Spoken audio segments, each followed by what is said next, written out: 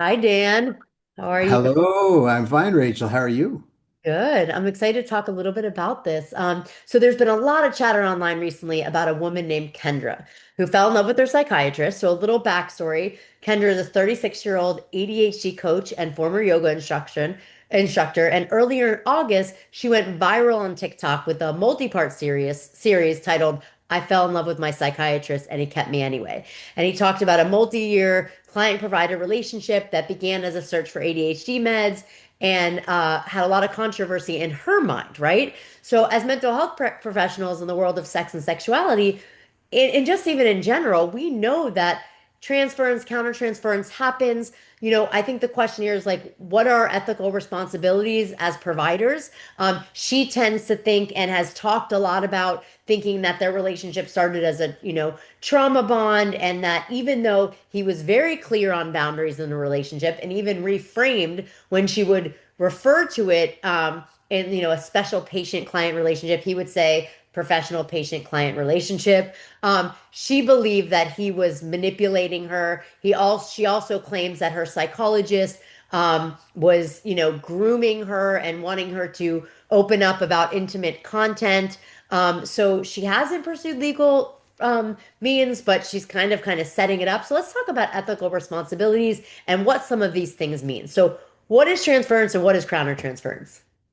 So, first of all, transference and countertransference are very common, very important parts of psychotherapy. And before I sort of explain what each one is, I would say that one of our primary ethical responsibilities is to be sure that we are well trained in how to recognize and how to manage transference and countertransference. It's one of the things that we do in supervision, all the time by working with I think every therapist should have a supervisor or a peer supervision group that they work with so that they can talk through some of these things, with other professionals.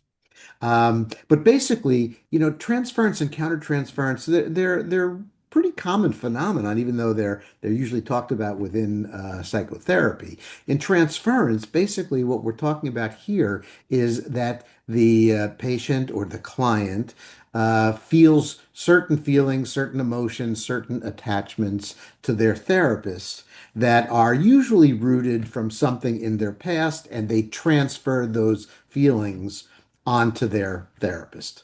Um, Countertransference is kind of when it works the opposite way, where it's very common where mental health professionals will develop certain strong feelings and certain reactions to what their patients or clients trigger in them.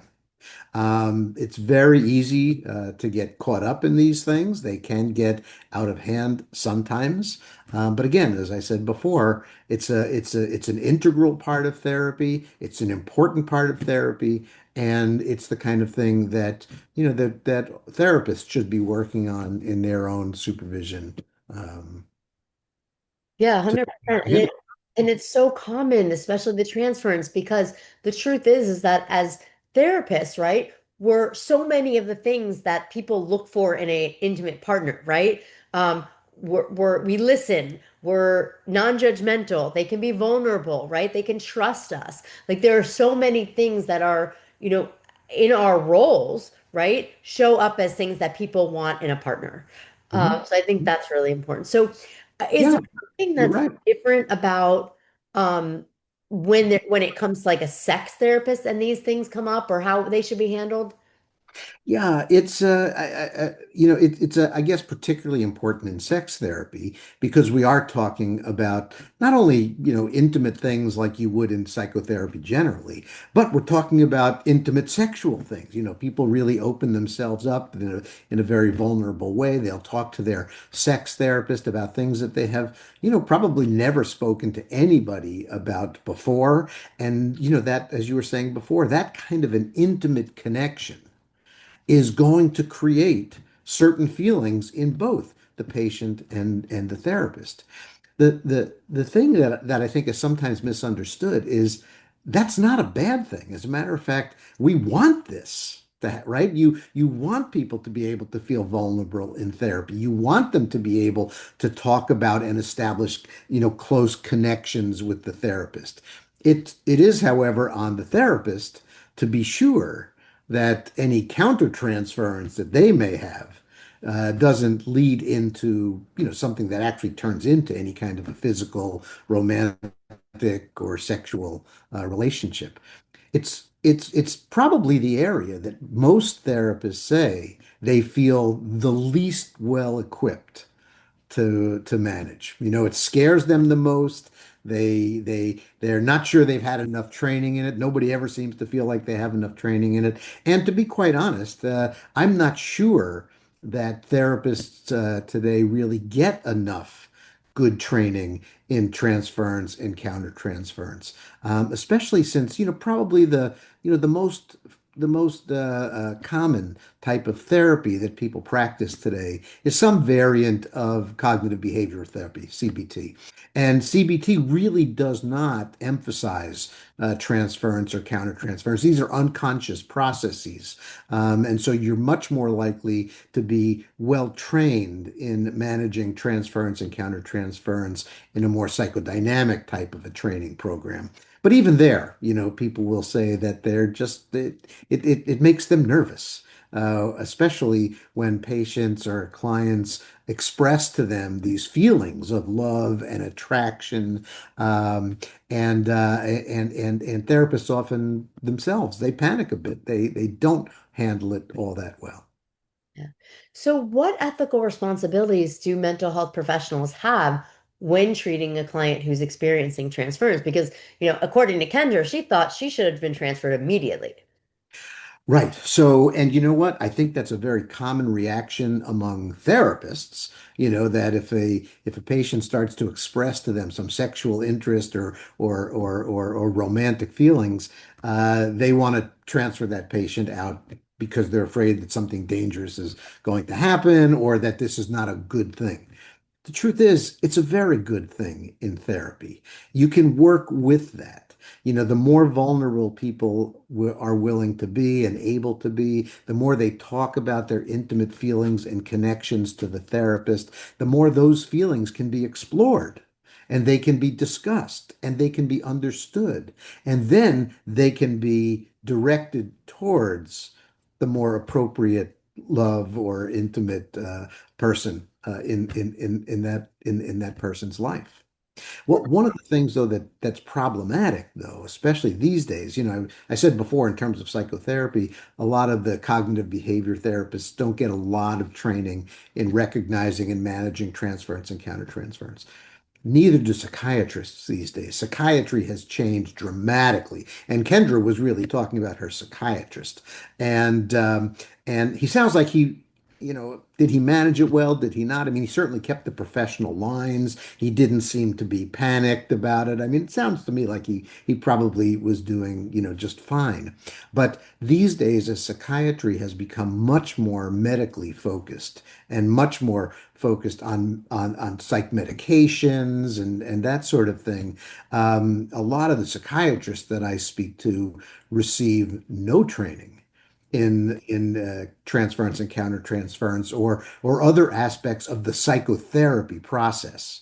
So depending upon where they trained, depending upon when they trained, I find that psychiatrists these days are often unlikely to be prepared for this phenomenon.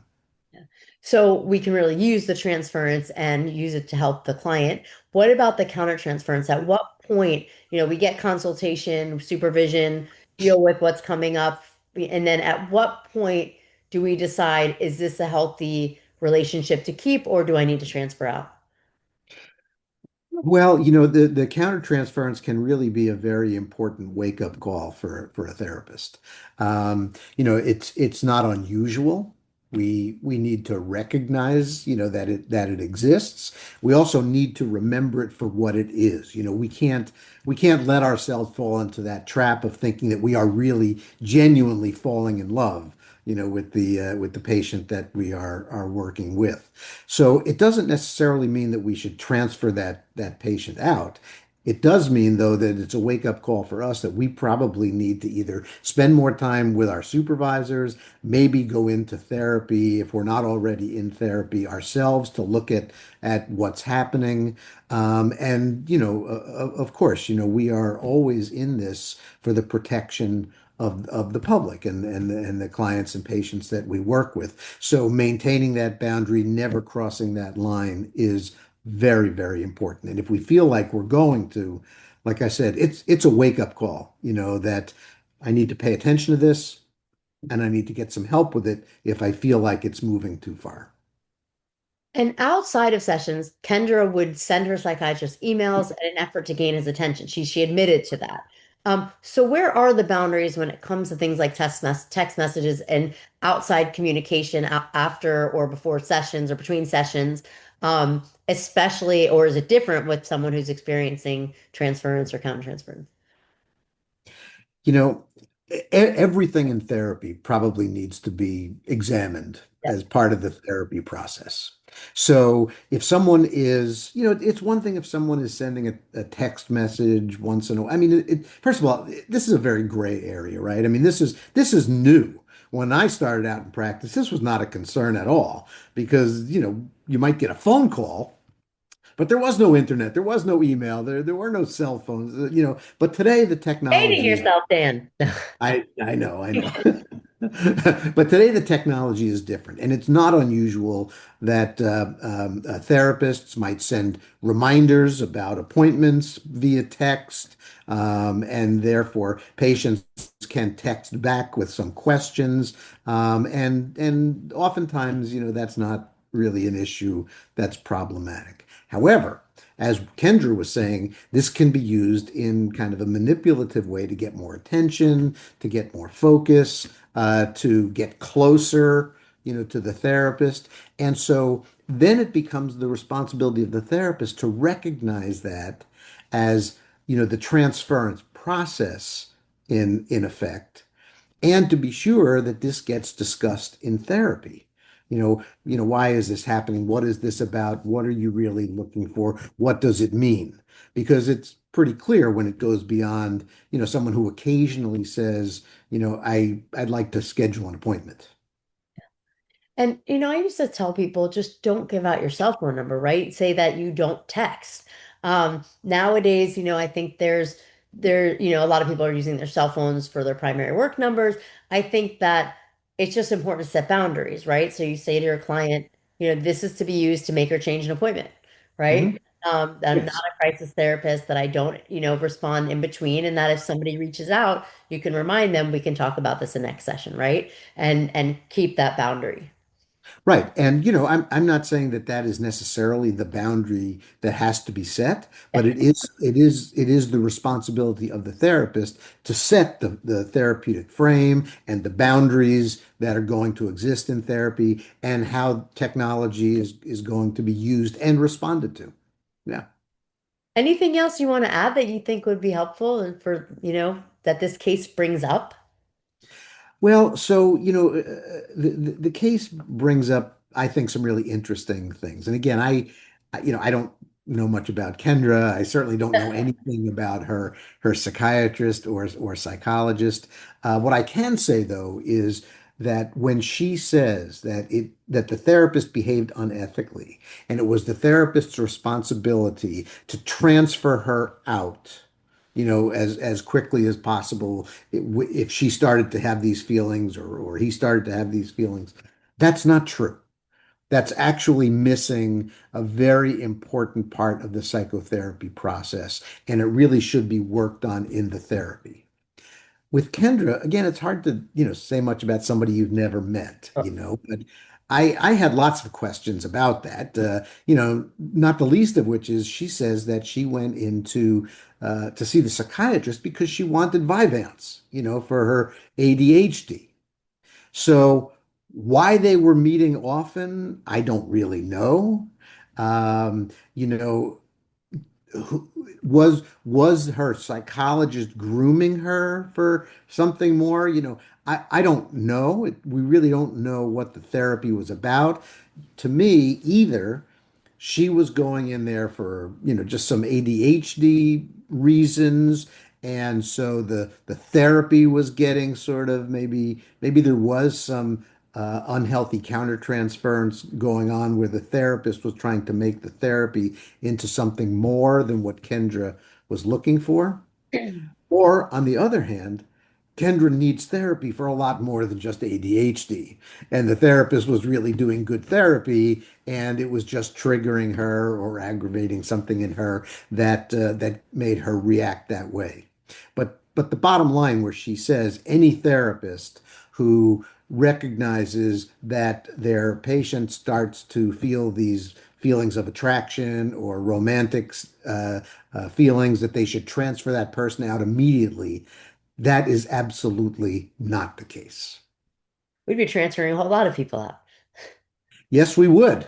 And we would not be doing very good therapy. right? We'd be doing more harm than good a lot of times. So, well, thank you, Dan. This was a great discussion here with Dr. Dan Water, expert in ethics. And thank you for this great conversation and for being here. Hey, my pleasure. Anytime. Good to see you.